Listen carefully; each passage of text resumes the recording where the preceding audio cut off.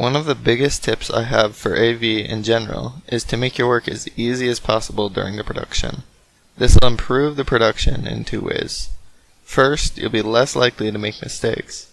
And additionally, if there's some glitch that occurs during your production, you can still run the show while focusing on solving the problem. Specifically when talking about church slides, our requirements are that we put up the correct slide at the correct time and that the slide looks good. Essentially, you want to make people forget that you exist. In order to make sure that you have the correct slide, you need to know what slide should be coming. There are two ways that you can do this. The first is to have the worship leader check your slides before the show. But they aren't perfect, and having the right slide is your job. So, in addition, you should plan to be at worship practice. Now, midweek practice might be a bit overkill, unless you just want to hang out with people. But at least try to be on time for the practice that precedes the show you're running. So that usually means being about an hour to an hour and a half early. During practice, actually run through the slides to make sure that they're in the right order. If you need to, you can modify the arrangement. When you have a song, click the arrangement button. Your bottom bar shows what's currently the verse order. Your top bar is all your options. You can drag something from the top bar to add it. During practice, be aware of pauses and jumps while the worship team makes sure that they get everything right on their end. If you're confused about the order of a slide because of some pause, ask a clarifying question. Ask the worship leader, is the chorus repeated twice here, or are we skipping this verse?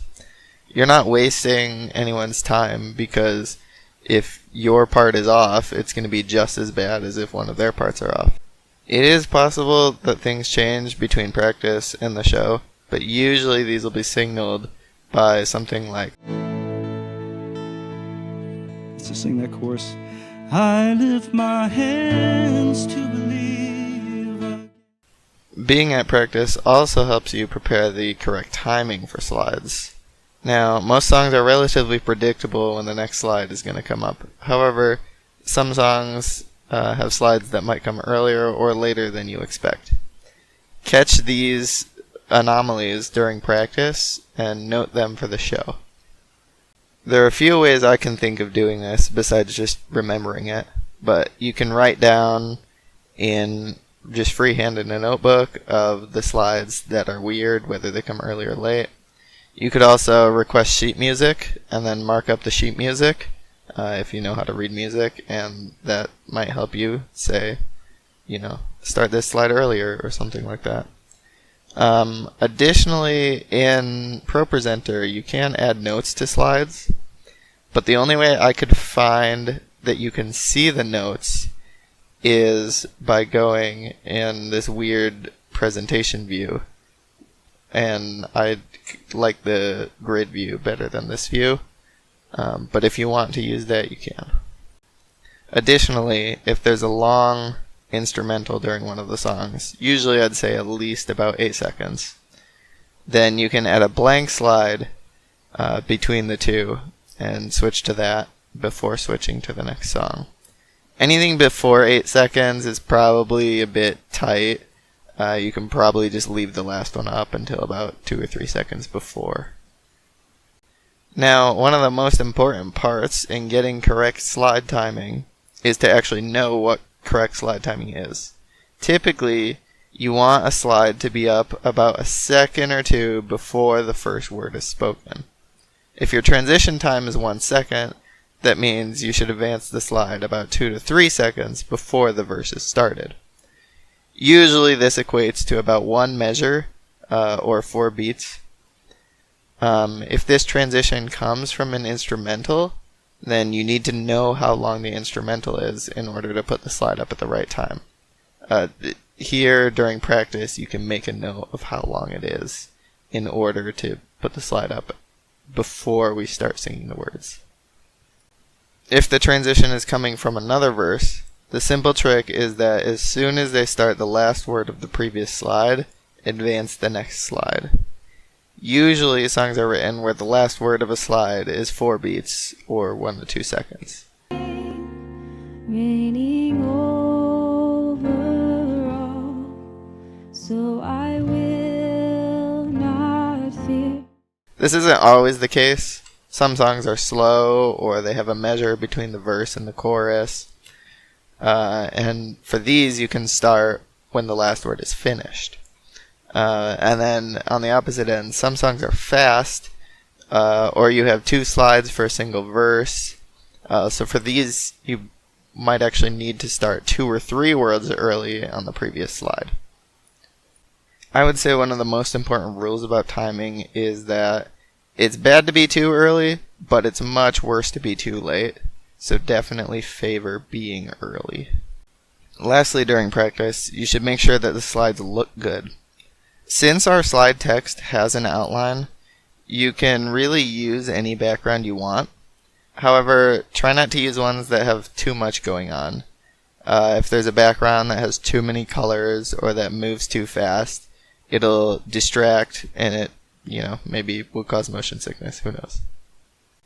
And then finally, be aware of weird text formatting in a slide. If there's a single word on the line, you can use the editor to fix it. Ideally, you want about 2 to 4 lines per slide. 5 is sometimes okay, but 6 is almost always too much. You can easily combine or separate slides using the reflow editor.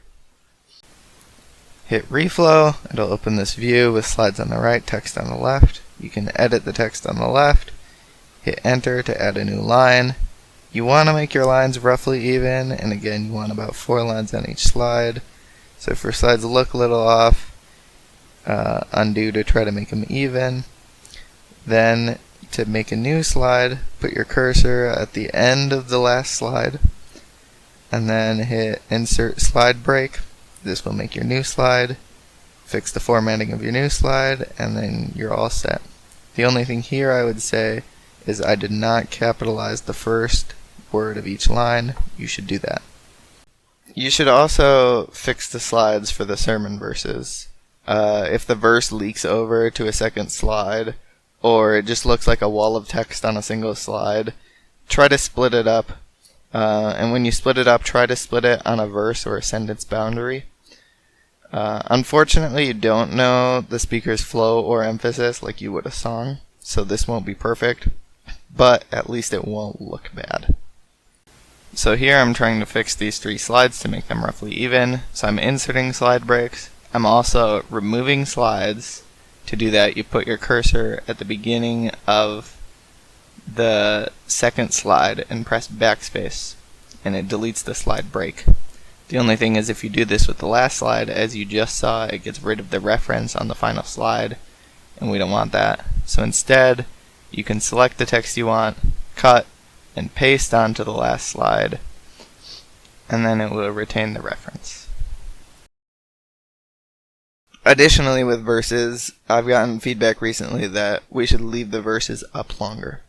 So instead of taking a verse down immediately when it's finished, leave it up while the person is making commentary on the verse that they just read.